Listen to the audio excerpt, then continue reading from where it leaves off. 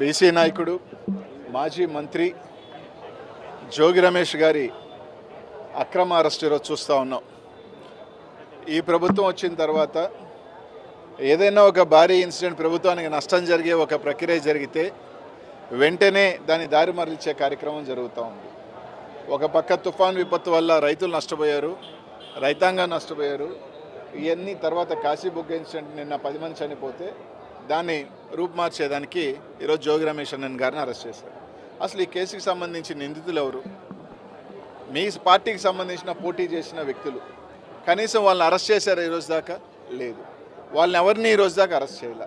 ఒక తప్పుడు కన్ఫెషన్, ప్రతిదానికి ఏంటంటే ఒక తప్పుడు కన్ఫెషన్ రాయించడం, దాని మీద అరెస్ట్ చేయటం, ఇదే ప్రక్రియ జరుగుతూ ఉంది.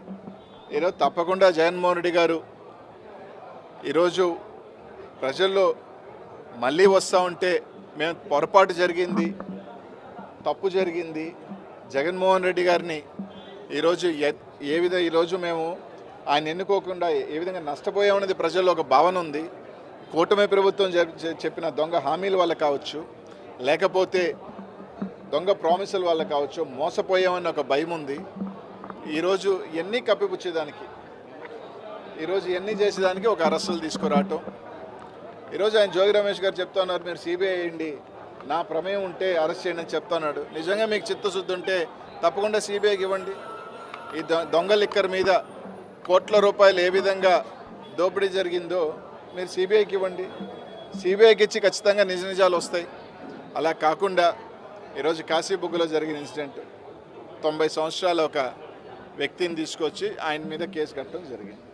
ఇదే విధంగా ఎందుకు తిరుమలలో దేవస్థానంలో తొక్కిసలాట జరిగినప్పుడు ఆ ధర్మకర్త మీద లేకపోతే చైర్మన్ మీద ఎందుకు పెట్టలేదు? సింహాచలంలో జరిగినప్పుడు మాత్రం అక్కడ ఎందుకు పెట్టలేదు? అంటే మీకు పెద్దోళ్ళకి ఒక న్యాయం, సామాన్యుడికి ఒక న్యాయం.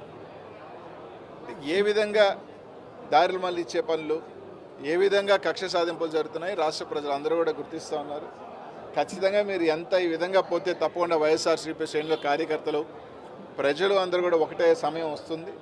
తప్పకుండా టైం అయితే ఉంది 3.5 సంవత్సరం, కానీ ఖచ్చితంగా రానున్న రోజుల్లో ఆ తగిన మూల్యం చెల్లించుకుంటారు. ఎవరు కూడా దీనికి అతీతులేం కాదు.